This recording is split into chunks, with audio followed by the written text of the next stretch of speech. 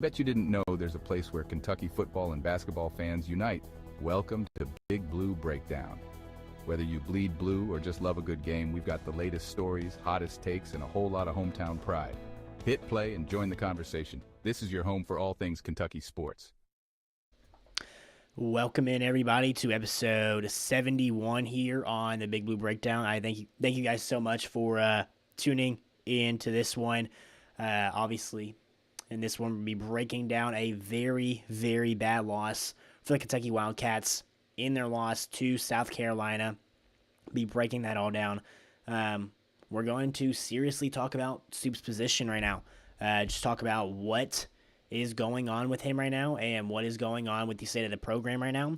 We're going to look at it at a large scale. I'm going to give you my little rant on it, and we're going to look at it in more of a team type of thing moving forward. We're going to do a little bit of comparison, and we are also going to be I'm going to give you a little bit, I don't want to say advice. I'm going to ask some of these fans just to do one thing for the rest of the year. So that's really going to be this episode. Thank you guys so much for tuning in to episode 71 here. If you are new on the channel, help us out by subscribing. We are so close to 80 subscribers. We're only one away. So, I mean, that'd be really, really cool to get to 80 subscribers. Like, comment, and share. That's the best way to help the channel grow. Also, follow us on social media because you are missing extra content if you don't do that. We post a lot of content on social media as well, clips and stuff like that, and I'm very involved there as well. I appreciate you guys coming in and listening to episode 71 here. Before we get into the rest of the episode, we're going to give a quick word over to our friends at W Energy. Make sure to use code BIGBLUE10 to get 10% off your order every time you use it. We'll be right back here on the Big Blue Breakdown, episode 71. Hello, everybody. We wanted to take a break in this episode to tell you about our friends over at W Energy. W is a clean energy drink that is made to give you focus with no crash, jitters, or angst like any other energy drink. Some facts about W. Number one, it's zero sugar, artificial colors, or dyes, or hidden ingredients. It is also gluten-free. Number two, all flavors are unique and custom made by W. You'll never taste anything like a W drink. Number three, the drinks are $1 or less, guys. That is cheaper than Starbucks or any canned drink. Lastly, it is made in the U.S. It is close to home. Guys, if you guys are looking forward to going to a Kentucky football game or Kentucky basketball game and you need some energy, get W. W is the perfect thing for you working out and you need some energy. You need W. You need W throughout the day. It is for you. Use promo code BIGBLUE10 to get 10% off every single order. Guys, it not only just helps you guys be able to have a clean energy drink that you can use all the time with the tubs that they give you. It helps me and it helps the channel keep growing with you guys. If you guys do that, it helps us post more content and helps them, guys. So it's a win-win-win for everybody. But thank you guys so much for your time here. Please go check out W. Check out their website. And when you are about to purchase something, use promo code BIGBLUE10 to get 10% off your order.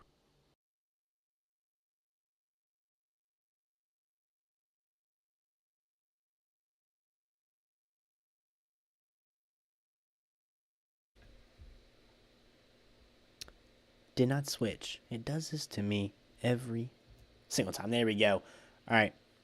Welcome back in, everybody, to episode 71 here. I appreciate you guys being on here after a not-so-great game from the Cats. Let's just go ahead, I guess, and jump. I want to go ahead and actually jump into this game, specifically how it looked, all of those things, stats specifically, talking about how specific guys played, how this game kind of played out, what led to such a abysmal loss, and then we will get into the nitty-gritty of coaching right now. We will get into that after this. So,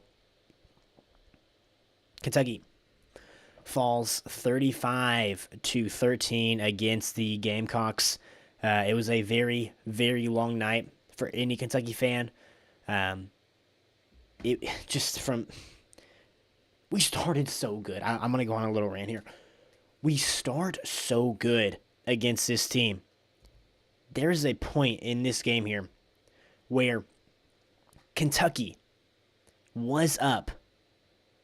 If we go back here, Kentucky was up 10-7 in the first quarter. Kentucky only ended up scoring 3 more points for the rest of the football game after that. 3. That is absolutely terrible. That is absolutely abysmal from this Cats team, and that is embarrassing, if we're being completely honest, as you've seen the title of the video so far. It has been an embarrassment so far to this team. You start so well. I mean, you get Cutter in the most perfect position, right? He's looking great. He is looking great. Kentucky Football Nation, thank you so much for commenting here. Kentucky, Tom, Cutter Bully has to get better fast. You're completely right. He does, and this is going to be valuable. These reps right now are going to be extremely valuable for the future for him, because he's a young QB. It was his very, very first ever start on the road. If I'm being completely honest, we didn't put him in a good position to succeed. We did a very good job in the first quarter at, hey, let's establish this run game. Let's get it going for him. The aggressiveness to take the shots downfield early. I looking back at that now, we gotta kind of get him in a rhythm, and I like the way that we did some in and rounds to Kendrick Law. Bottom line. Gosh, I can't speak. Bottom line here is he can't force those passes like that. And his first options at the very beginning of the game have to be quick passes to get him in a rhythm. The broadcast talked about, I believe it was Jordan Rogers on the call with I can't even remember the other guy's name, and Ko Kublik. He was talking about the end of the half when we made some quick passes to Jamori Macklin on the outside. He got in a rhythm in that way. He had a nice pass to Willie Rodriguez to end the half there, and all these different things. But I don't know why we didn't do that at the very beginning of the game. I don't know why we didn't do that throughout the game to get him in a more comfortable situation. And that falls back on the coaching. Bush Hamden has sometimes said, like, wow, that was a great play call. You go back to the very beginning of the game, we already scored a touchdown.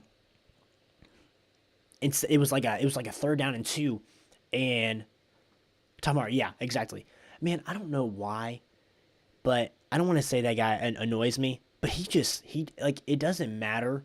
The other broadcaster other than Jordan Rogers, Jordan doesn't, or neither does Cole, but like they don't say anything. Like they just talk about what the game is, like how it's been going, whatever. I just feel like Tom just makes a statement, whether Kentucky's winning or losing, just like so negative, and I absolutely hate it. It's just I despise it. I hate being on the SEC network, because I feel like we play terrible every time we're on the SEC network. But that's a story for a different day. Yeah, exactly. He doesn't.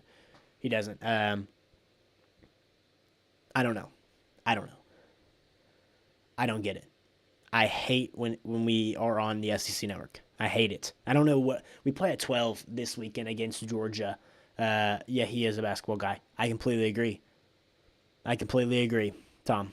I do. He also does MLB. Yeah, he also does the MLB. But going back here, speaking on Cutter Bully, we have to get him in a better rhythm. And Jordan Rogers was saying, like, we did a good job at the end of the half there, getting him in a good rhythm. And then speaking on Bush Hamden again here, You're like, wow, what a great play call. 3rd down 1. They're expecting a run. You leak a guy out in Willie Rodriguez, who takes it 50 yards up the sideline. Wow, what a play call. Great job on the opening drive. 20-yard rush from Seth McGowan. Way to get him in a good rhythm. Talking about Cutter Bull here, putting him in a good position to succeed. And then, there's plays where we have double coverage and we're throwing it up to guys. Now, I'm not saying that isn't on Cutter Bully. I'm not saying that. But I'm saying the coaches have to do a better job at putting him in a good situation to succeed right there. Especially in scripted drives. The first couple of drives are going to be scripted. I don't know. It was a bad night, guys. It was such a good start, and that's what makes me so infuriated.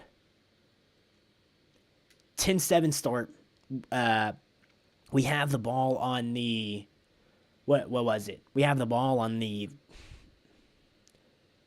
50 or probably their 45.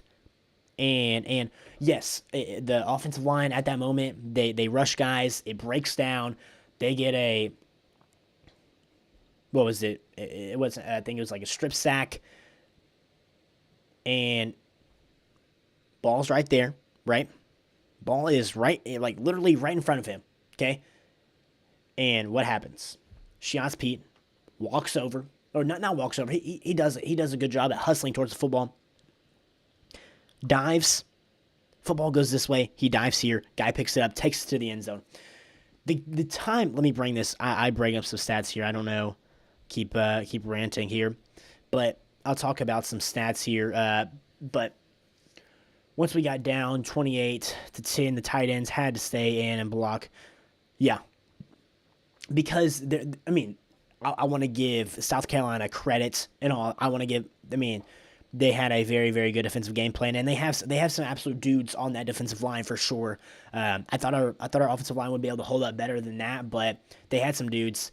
But yeah, we had to keep some tight ends there, so that limited what we could do throwing the football, and we're already limited throwing the football. We are not a great passing offense anyways with the personnel that we have right now and what seems to be the play calling a little bit, but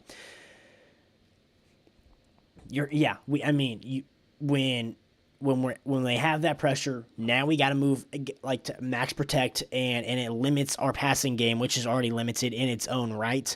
But let's just go ahead and throw up some stats here.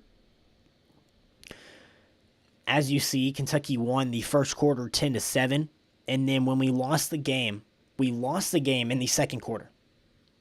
We absolutely lost the game in our second quarter. We just threw the game away. Hey, South Carolina, we're gonna hand you this win real quick. That was how easy it was for them, because we handed it right to them. I'm just in shock on how a team can come out in the first quarter like, man, we just ran the ball right down their throats. We had some really, really good play calls. And yeah, South Carolina's really, really good in their first drive scripted, but hey, we were able to bounce back. I believe we got to stop, we have the ball back, and we're marching it right down the field again. And what happens? Strip sack. Okay. We got a guy right there about to jump on it. We can punt it from the 50 because we had a good, nice drive going down, and pin them in their own. Pin them in the 10. Right. But no, it's Kentucky football. This was mostly on Bully.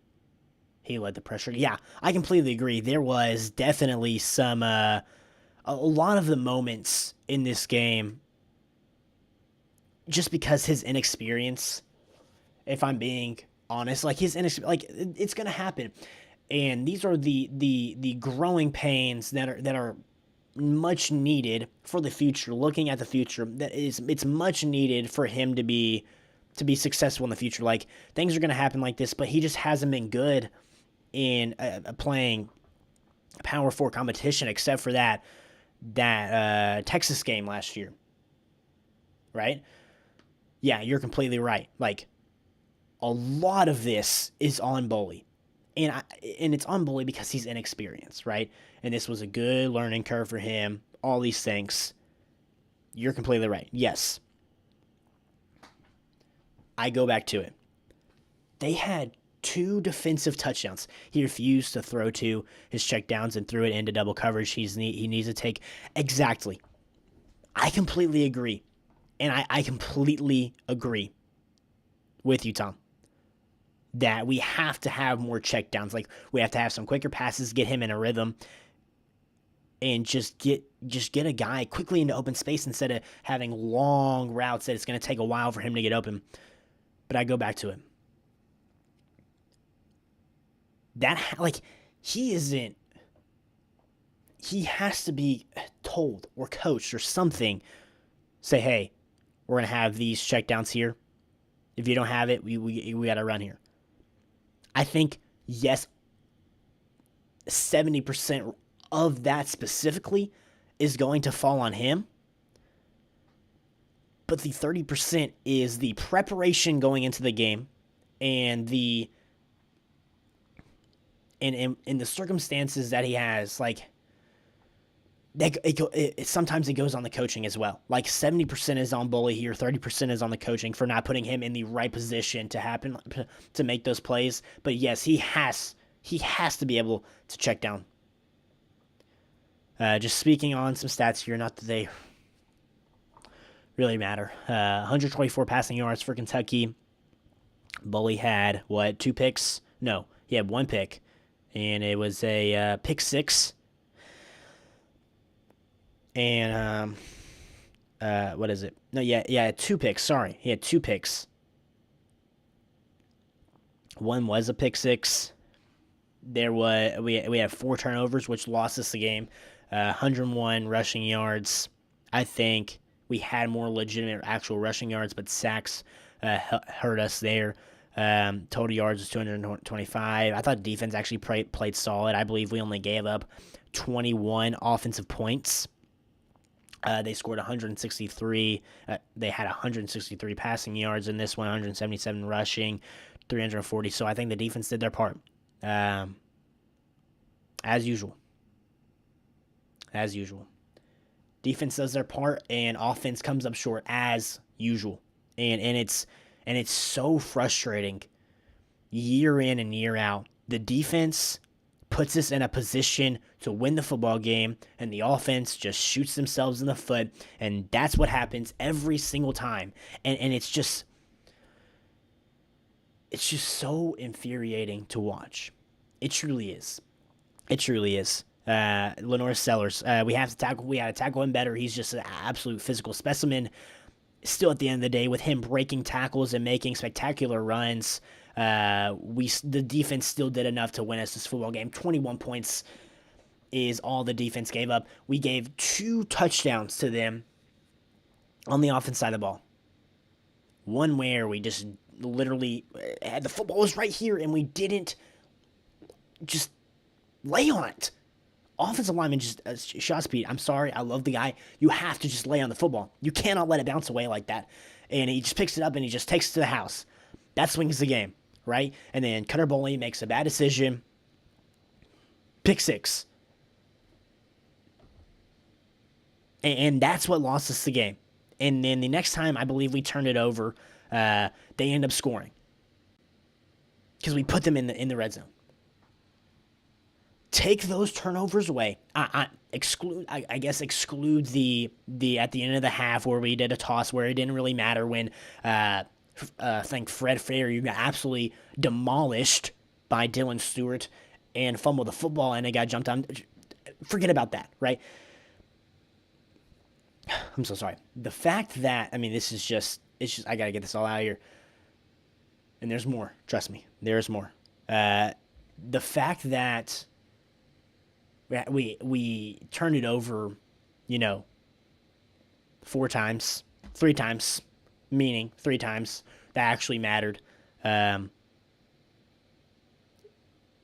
what lost us this game. We,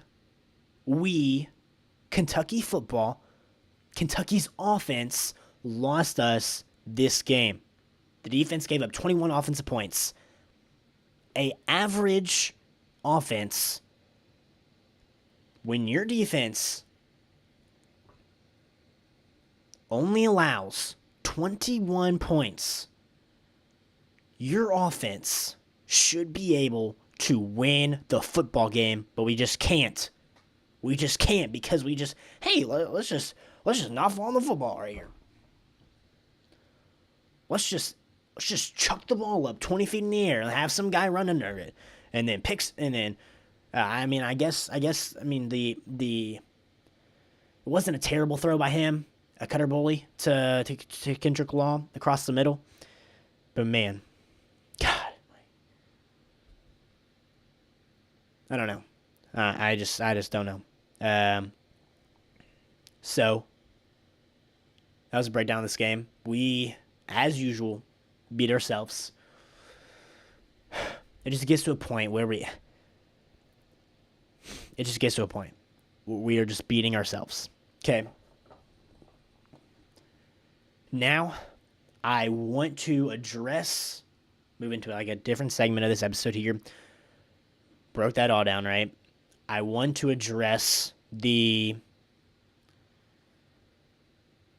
more total point of view with him and for the rest of the year. So, my thoughts. I'm on my last straw with him. I'm on my last straw with Mark Stoops. Reasons that I say that. You have the talent to be really good. I mean, you have the talent. You bring in a top 10 portal class, right? You bring in a top 25 recruiting class, mesh that together. Year in and year out for the past 5 years, 4 or 5 years. With this new NIL change, with this new modern age of college football, right? You would think one would adjust. No. He hasn't adjusted. He has not adjusted.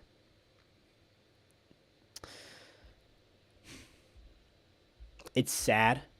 And the reason I say it's sad is because, man, he took Kentucky from the lowest SEC team possibly ever in football, in SEC football, and he brought us to new heights we had never seen in Kentucky football history.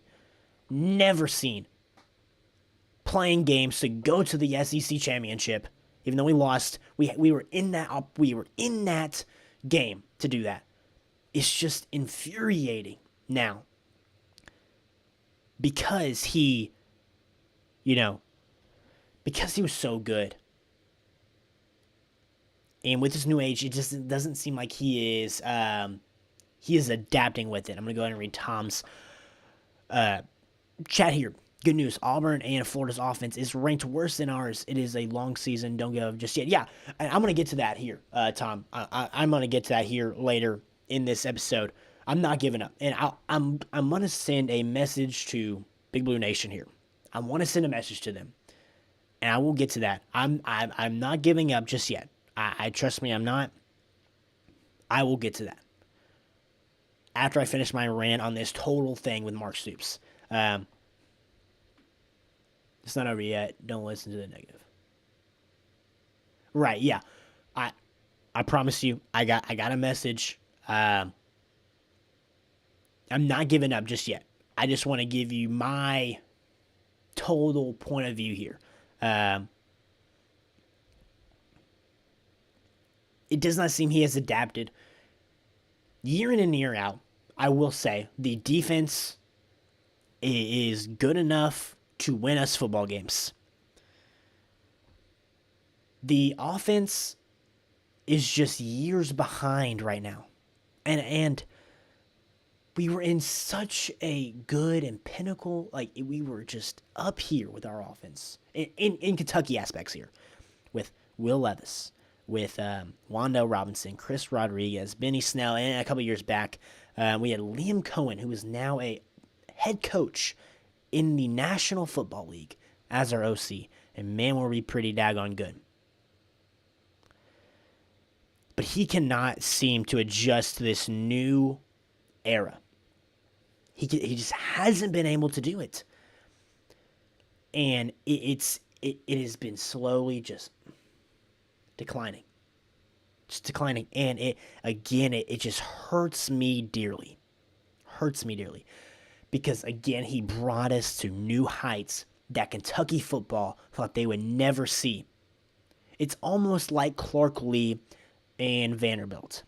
That's kind of like the comparison I want to see here. I show you here.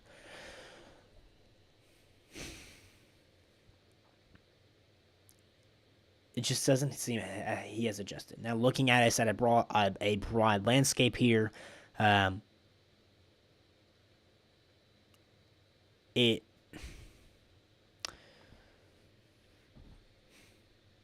Stoops, he isn't gonna go anywhere. Let me transition into the smaller topic here. Stoops isn't gonna be able to go anywhere. Okay, Stoops is not gonna be bought out because the buyout is just insane. He's not going anywhere. Okay, unless he goes out on himself, we are not gonna fire him. Buyout's too large. Unless he goes somewhere else, he's not gonna be fired. Put that aside now. Accept that he is our coach. Okay? I'm going to say this here. This is my message. This is my message to Big Blue Nation for Kentucky football. I know. Last year was terrible. And for some fans, it might seem that this year is going to be going down the drain. Okay. Kentucky has the talent. I mean, they got the top 10 portal class. They got the top 25 high school class. This is my message to them. Give this coaching staff and give Stoops the rest of the year. Give everything you got to this football team for the rest of the year. After this year is over, then let's talk. If it's a 3-9 season, I'm going to probably be in with you guys that we just need to have a clean slate, wipe it, and let's go with somebody new.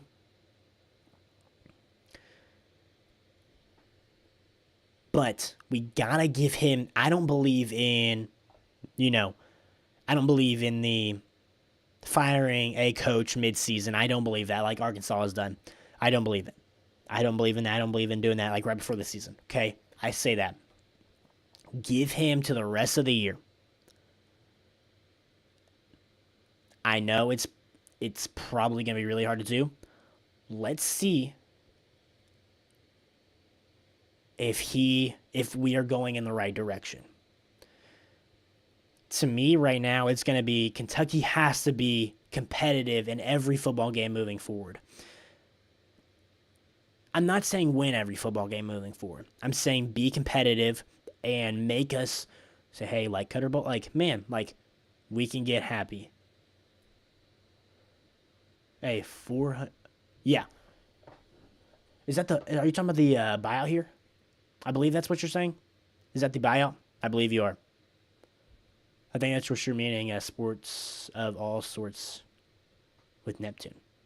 Thank you so much for commenting and stopping in here, bud.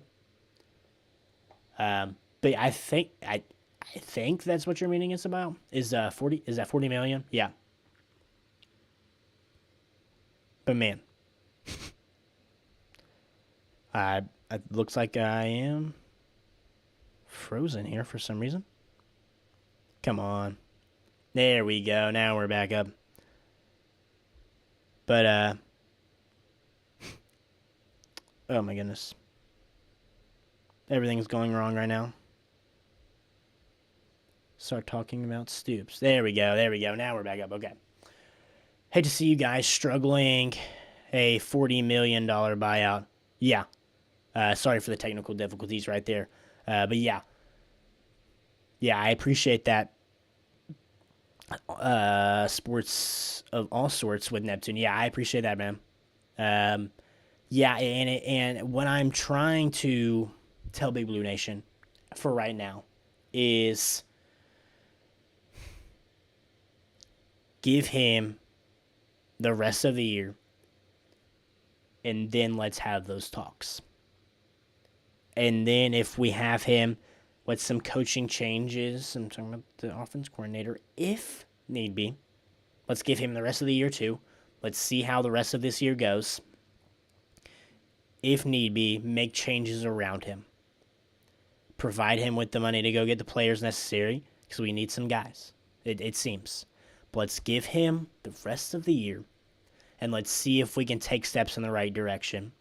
And what do I mean by a success moving forward? And that's going to be just competing in every football game. Competing in every football game. I truly mean that. I truly do. Okay. Let's look at this at a smaller scale here. I'm going to make a comparison here. When Kentucky did not shoot themselves in the foot turnover-wise against Ole Miss, they lost that game by 7 points. Congrats to South Carolina. I mean, they're okay. I mean, they're not a great team. Ole Miss is light years ahead of them right now, and they're just not a great team. And we just got our butts absolutely whooped. So you can take that as you will, but how should I say this here? It's not gonna get easier. Okay, I mean we get the opportunity to go play a probably going to be very, very mad Georgia Bulldogs team on the road. Okay. And then we got Texas at home, Tennessee at home. Then we got like Florida at home. Tennessee Tech is right there, and then Vanderbilt. Then Vanderbilt and Louisville. I think. Give him the rest of the year. Okay, we got to be competitive. And to me, right now, with how we started, we've dropped the 2 games that I think were possibly winnable. I guess right now you could throw the Florida. You could throw. We have Auburn in that mix as well. We're guys. By the way, ESPN has us not. We are not favored in any game except for the Texas Tech game. We got to see. Here's the thing. We got to be competitive, and we got to see signs. And if we're going to be, Auburn. Yeah, sorry. I meant to say that. Auburn is in that mix there. We have to be, here's what I'm trying to say. We have to be competitive, and we have to see Cutter Boley and this offense take steps in the right direction, statistically, and how they look. What fans can rally around is seeing good quarterback play. I think they can rally around that, and then you have a guy coming in Matt Ponatoski next year that if we're able to keep him, he's a special recruit that Kentucky has not had in a very long time. Moral of this here, it was an embarrassing loss. We cannot have that, okay? We got to give him the rest of the year, and we got to be competitive, and we got to see steps in the right direction for the offense. And at the end of the year, if things go wrong, that's when we take a look at it, and that's when we start to make decisions. Let's give him the rest of the year. That is my message to you guys. That is my message. Guys, I very much appreciate you guys coming on here. Everybody that commented, Tom, and then I think it was all sorts of sports with Neptune. I'm so sorry if I'm butchering that. Yeah, here we go. Wildcats quarterback play is immensely subpar. Yeah, and it has been. It has been sports of all sorts with Neptune. I'm sorry, that's a mouthful to say. Yeah, you're completely right. It has been. And Cutter Boley, I mean, he's a young guy. He's a young quarterback. He has the potential to be good. That's the thing. Moving forward, he has the talent. He's been in the system now with Bush. Predicting that he stays, right? The quarterback play has to be better. And we haven't had really, really good quarterback play under Mark Stoops since Will Levis, really. But yeah, you're completely right. I appreciate you guys commenting and interacting here. It means a lot, guys. We are only one away from 80 subscribers. It means a lot if you guys could help me out there. But I appreciate you guys for commenting and helping out here. Sorry for just the 2 seconds of me not having a camera. I think I was I don't know what I was doing. But got the whole video here. Thank you guys so much for tuning in to episode 71 here on the Big Blue Breakdown. I appreciate you guys so much for tuning in here. And we will catch you guys actually tomorrow. Sorry, I'm a little bit behind. I was on vacation. But we will tomorrow I will do my top 25 and SC's power rankings. So I thank you guys so much for tuning in to this one. And as always, go Cats.